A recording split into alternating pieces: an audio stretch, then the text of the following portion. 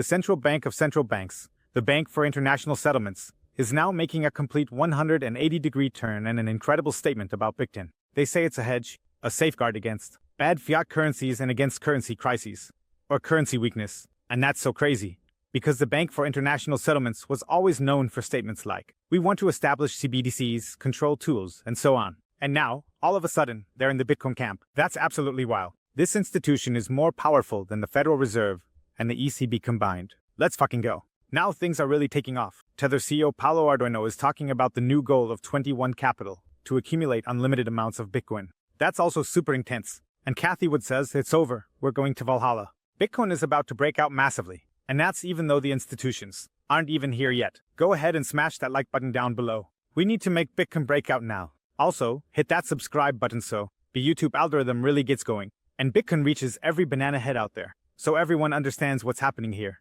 And now things are about to get really intense. I've often gotten worked up about the Bank for International Settlements, the BIS, which is, basically, the central bank of central banks. Carstens is also the well-known president there, who has always made some pretty strange statements, like, we need to introduce control tools, and we have the control tools with CBDCs, and then we can control people. We can create programmable money here, and they've always celebrated that, and that's why I was all the more surprised that the Bank for International Settlements has now published a 50-page report, and there were actually relevant sections in this report about Bitcoin. We're going to go through all the statements in a moment, but the most important statement was this one, which also went viral on social media. Here, the bank says, or refers to, Bitcoin as a potential means of settlement, or as a safeguard against currency weakness, basically. A hedge, as they write here, though it's poorly translated. A hedge against currency weakness, meaning against currency crises, or currency problems. That means if the dollar weakens, if the euro weakens, and so on, they're saying here, hey, no problem, just move into Bitcoin. We've always seen that Bitcoin has simply performed better than all the fiat currencies. And we've known this for a long time. Everyone who's subscribed here has known for a very, very long time that this is the case. But for something like, the central bank of central banks, to make a statement like this, and you really have to make it clear, the Bank for International Settlements is an institution that nobody can really control. They have their own rights, their own state, their own, let's say, independent institution, where no one can interfere. If something happens or anything like that, you can't sue them, you can't go after them, and so on, because they're basically above the law. That means you're just a regular person at the very bottom. Then somewhere above you are the central banks. The central banks already have special rights too. The central banks are also, in a way, already somewhat outside the law. You also can't just walk in there and say, hey, let's check how much money, how many dollars and euros there are now. They'll shoot you on the spot. Or maybe not shoot you, but they'll throw you out, beat you up, or who knows what if you show up there. And then, above that, there's the central bank of the central banks. Not even the ECB or the Federal Reserve have any say there. They're basically the top dogs. That means there's hardly any institution that's more fiat-based than the Bank for International Settlements. And now, in their report, they make statements like, for example, higher usage during high inflation. Countries with high inflation show higher Bitcoin transaction volumes. And Bitcoin is being used as a hedge against fiat currencies. So they actually go even further here. It's not just being used as a hedge against fiat currencies, but there's also higher usage in countries where fiat currencies don't work as well, like Zimbabwe or Nigeria. In Switzerland, it's probably a bit less, but that's not really true either. In Switzerland, adoption is actually pretty high in some areas, but there's simply a certain correlation.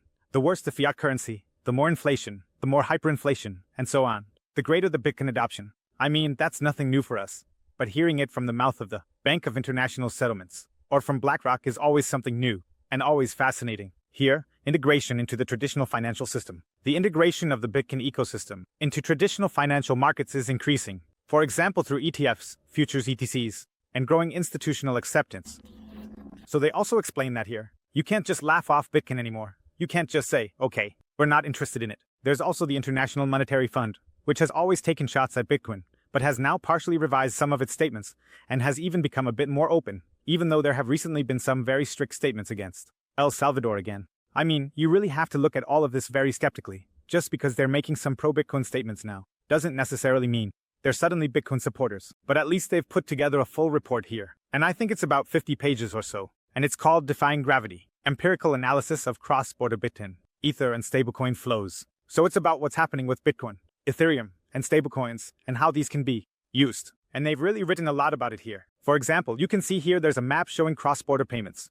And what's really interesting is that in Africa, for instance, you see relatively few cross-border payments, except maybe a bit up north. Most cross-border payments actually take place here from North America, and to some extent in South and Central America.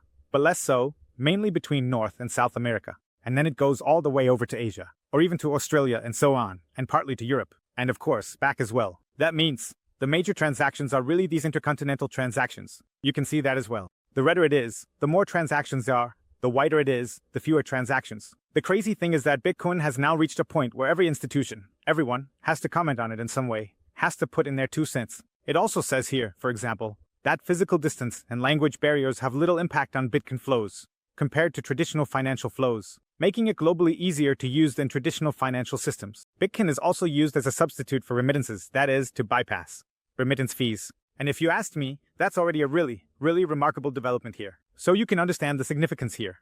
By the way, that's Karsten, the top dog at the Bank for International Settlements. Check out what she has to say here about CBDCs, control, digital currencies, and then compare that to the report that just came out.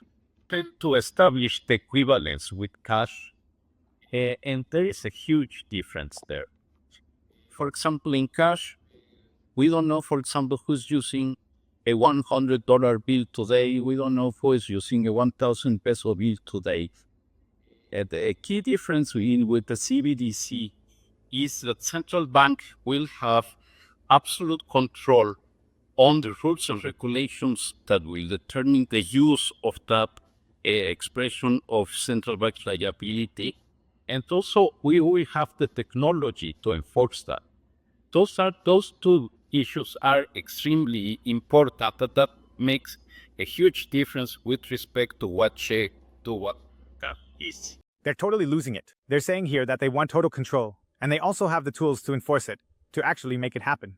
Because it's one thing to want it, but it's another to actually be able to do it, and here they really can. And when we complain about, for example, the ECB or something like that, the whole agenda from the ECB about CBDCs and so on, that all actually comes from the Bank for International Settlements. They're really the masterminds behind all these agendas and everything that's going on. Maybe there are even a few people behind the Bank for International Settlements pulling the strings. But that's just something you have to keep in mind. When you see these walls, here you really have to say, it's pretty wild. But, and here's the big but, it could be that the whole thing is just one big false flag attack. It could be that the whole thing is being misinterpreted now, that they're just putting on an appearance of freedom here, but are actually still enemies of freedom. I wouldn't put too much stock in these statements just yet, because we haven't actually heard them from any officials themselves. It's just a paper that was published here, which is of course positive for Bitcoin. Yeah, I still don't quite trust the whole thing. Feel free to let me know in the comments below whether you think they've suddenly changed their stance and have gone from being enemies of freedom to friends of freedom. Now let's take a look at what 21 Capital, the new company from CEO Jack Malice, has to say about this. Here, Paula Trino was in the interview, the CEO of 21 Capital, not the CEO of Tether. And they're invested in 21 Capital again. And what these guys are planning to do here is really massive. They definitely want to compete with MicroStrategy here, maybe even surpass them. But he puts it in his own words. The aim is to get to 42,000 Bitcoin, then go beyond that, ideally to infinity. Infinity, just to be clear, 21 million. So first, build up 42,000 Bitcoin, and then head toward infinity. And he points it out again, it's not. You can't actually buy an infinite amount of Bitcoin, even though that would be awesome. You can buy a maximum of 21 million. But technically, that's not entirely true either. Well, technically it's true, but I'd say, theoretically it's correct. But in practice it's not really, because 3 to 4 million Bitcoin are already lost. And even more Bitcoin will be lost in the future. There are people who will never sell their Bitcoin. Drop me a like, and write in the comments if you would never sell your Bitcoin. I know a lot of people who would never sell their Bitcoin. That means he can't have those either. Strategy already has 500,000, and they don't want to sell either. The US doesn't want to sell, they've stated that too. All the states in the US that are now building strategic Bitcoin reserves will probably also specify that they're not allowed to sell them, and so on. So, there really aren't that many Bitcoin left over. And that's what's so crazy about it. The question is whether there will really be that many entities, that many institutions, that many companies, that can actually accumulate significant amounts of Bitcoin. I mean, right now there's already a kind of, let's say, a swap happening from BlackRock, from all those people you know, to BlackRock, or to companies like Strategy, or whatever, simply because weak hands are selling their Bitcoin, or people who have been holding on to them for a very long time. And in the future, it will be even more the case that large institutions will offer you everything. 200,000, 300,000, 500,000, a million. They will offer you anything to get their hands on your Bitcoin. They'll offer you, hey, you can do staking with me, you can do lending with me, you can take out loans with me, you can use all sorts of features with me. 21 Capital will do this too. Then a lot of people will end up giving up their Bitcoin basically, to use them as collateral, to generate some yield or whatever. In my opinion, All of this is probably going to happen in a really, really big way. And then the real question is, who is still truly sovereign here? I always say, be sovereign, get yourself a hardware wallet. I'll put a link down below to the TREZOR hardware wallet. It's always a recommendation from me, but of course, everyone has to decide for themselves. But the crazy thing is, at this price, it means there's going to be massive price pressure. Because people, companies, are going to be fighting over Bitcoin. Strategy will be fighting with 21 Capital, with MetaPlanet, and whoever else joins in. And Katie Woods, always with an S at the end. Not Katie Wood, but Katie Woods, or with WETZ, Katie Woods, from ARK Invest. She's taking it up a notch, and actually says that the institutions aren't really here yet. But she also talks again about her current price target, and why Bitcoin is definitely pumping all the way to Valhalla. What would your new target be? Yes, so we have always had a 2030 target, the base case in the 700 to 750,000 range, the bull case in the $1.5 million range. David Puel, our analyst and our on-chain analyst, put that piece out recently, and you can see the building blocks, how much share we expect Bitcoin to either take from gold or grow that store of value market. Institutions moving in, and they've barely moved in. We have 1 million more coins, roughly, to be minted ever, and institutions are just testing the waters right now. And then there's the emerging market use cases as well. So we think we have miles to go, yes.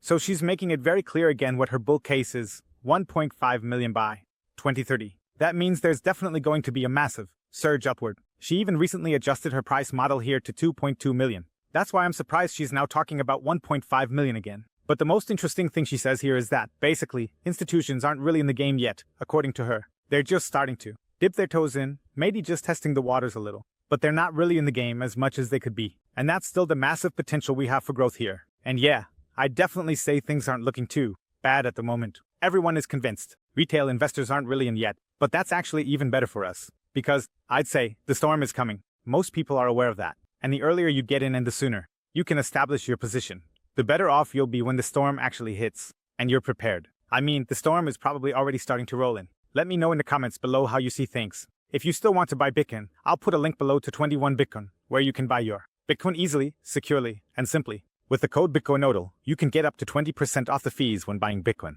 Definitely check it out. Guys, see you next time. Peace out.